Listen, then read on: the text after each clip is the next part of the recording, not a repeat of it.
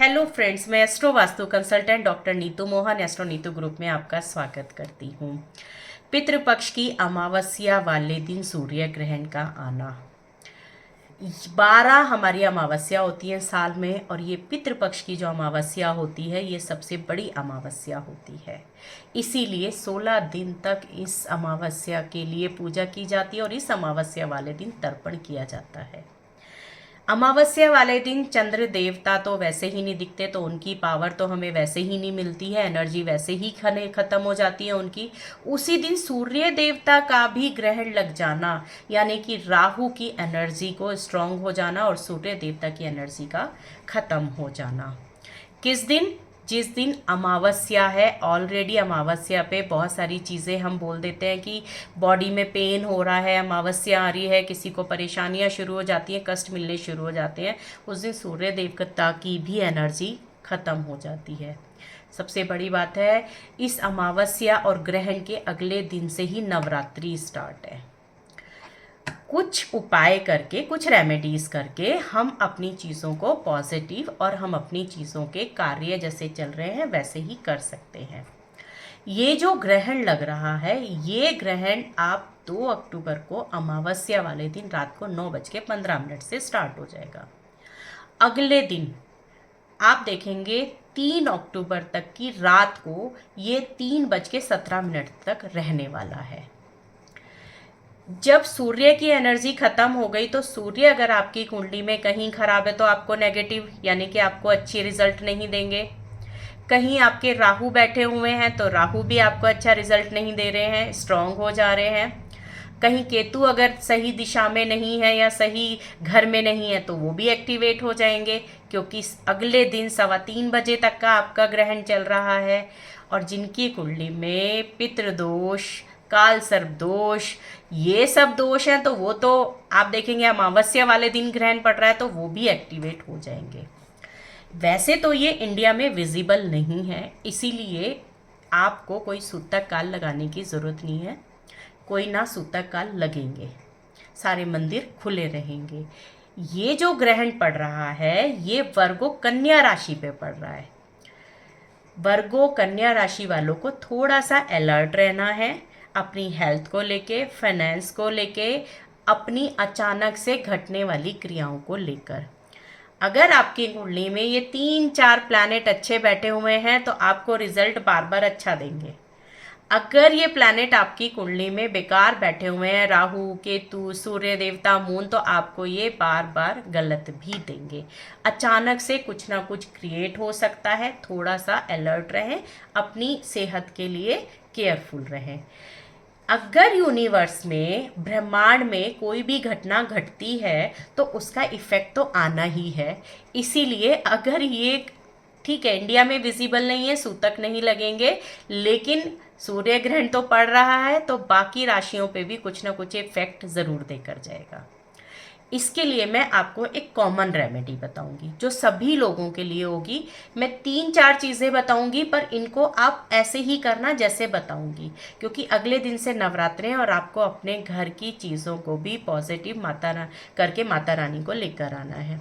सबसे पहले क्या करना है, जो लोग बहुत ज़्यादा बीमार हैं, परेशानियां हैं, अचानक से परेशानियां उनको घेर रही हैं, राहु देव, केतु देव, सूर्य देव या चंद्रदेव ये गलत पोजीशन पे हैं, ऑलरेडी आपके पितृपक्ष आपको सपोर्ट नहीं करते हैं, पूर्वज, उन लोगों को क्या करना है, एक पीले रंग का कद्दू लेना है। उसको पेठा भी बोल देते हैं, पीले रंग का पका हुआ होना चाहिए। आप अपने घर में 2 अक्टूबर की मॉर्निंग में ले आएंगे। जब ग्रहण पड़ना शुरू होगा 2 अक्टूबर को 9:15 पर आप उस कद्दू को पूरे घर में घुमाएंगे। घुमाने के बाद आप उसको बाहर घर के दरवाजे पर रख देंगे और एक दिया जला देंगे। सबका हाथ भी लगवा देना है उस कद्दू के ऊपर। जब आप वो कद्दू बाहर रख देंगे, वो ऐसे टाइम पे रखें कि आप फिर घर से बाहर ना निकलें, ना ही कोई आपके घर में आए। अगले दिन जब ग्रहण आपका खत्म हो जाएगा, यानी कि 3:17 पे मॉर्निंग में आप उठेंगे, उस कद्दू को उठाकर या तो किसी जल में प्रवाहित कर देंगे या घर से दूर किसी जहाँ पे हम लोग गार्बेज रखते हैं या फिर आपके जो डस्टबिन्स होते हैं, कूड़ेदान होते हैं, वहाँ पर उसको रखकर आ जाएंगे। अगर कद्दू नहीं मिल पा रहा है तो आप उसकी जगह एक नारियल का यूज़ कर सकते हैं। अब ये नारियल का यूज़ कैसे करना है, अगर आपके घर में 4 लोग हैं तो चारों लोगों को जब ग्रहण पड़ना शुरू होगा या अगले दिन सुबह उठ के ग्रहण वाले दिन अपने ऊपर से उतारना है, यानी कि आप 8 या 11 बार उतारिएगा। जब अपने ऊपर से इसको उतारेंगे हर एक आदमी, तो उसको आप जल प्रवाहित या मंदिर में रख दीजिए। मंदिर बंद हो तो मंदिर की सीढ़ियों पर छोड़ आइए, मंदिर के पास रखाइए। ठीक है।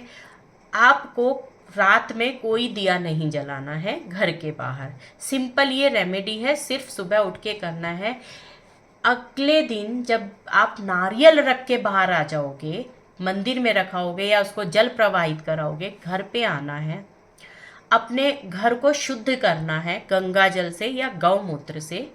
उसके बाद खुद को शुद्ध करना है और आपको एक दिया जलाना है। वो घर के बीचों बीच सेंटर में होना चाहिए। अगर सेंटर नहीं पता चल रहा है तो घर के मंदिर में जला दीजिए। जब वो दिया जलेगा उसके बाद याद करिएगा, दिया पहले जलाना है, फिर उसके बाद आपको कपूर जलानी है। आपका घर ऐसे शुद्ध हो जाएगा। फिर माता रानी के नवरात्रि की पूजा की आपको तैयारी करनी है। ये आपका दूसरा उपाय हो गया। अब आपको और क्या करना है, जब अगर आपको नारियल वाला ये जो चीज़ें मैंने आपको बताई हैं ये भी नहीं कर सकते हैं, तो आपको थोड़ा सा कहीं से गेहूं का दान आप किसी भी गरीब को, जिस दिन सूर्य ग्रहण पड़ने वाला है नवरात्रे वाले दिन, उस दिन दान करके आ जाइए। अब जो लोग चैंटिंग करते हैं, जो लोग मंत्र पढ़ते हैं, या जिन लोगों की एस्ट्रोलॉजी है या वास्तु का काम करते हैं, तो कुछ ना कुछ हम लोग मंत्र की चैंटिंग करते हैं।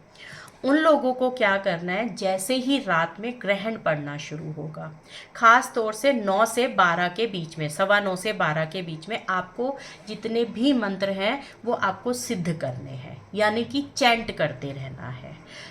जैसे कि सूर्य को जब ग्रहण लग जाता है, यानी कि वो अखंडित हो जाता है, तभी तो मंदिर पट बंद किए जाते हैं। तो ऐसे ही आपके जो मंत्र होते हैं वो भी कट जाते हैं, अखंडित हो जाते हैं।